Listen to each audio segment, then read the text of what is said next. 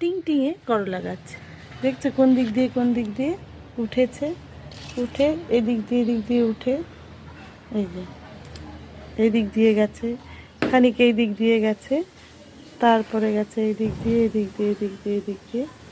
ওই যে আবার এদিক দিয়ে উপরে উঠে গেছে।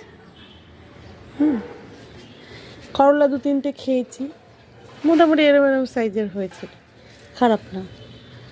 আবার এই যে একটা, আবার কোনোটা না একটু বড় হয়ে আবার ঝরে পড়ে, ওইটাই মুশকিল। এই দেখো এখানে একটা আছে, এই যে এখানে একটা আছে, এই যে বড় হবে কিনা জানি না। আর এইখানে 3টে মতো আছে, জানি না বড় হবে কিনা। তো এই হচ্ছে আমার করলা গাছ। জায়গা খুব কম, কিন্তু যখন যা পারি লাগিয়ে দিই একটা করে। করলা মানে বীজ কিনে নয়, করলা এনেছিল, পাকা বীজগুলো ছিল, ওগুলো লাগিয়ে দিয়েছে।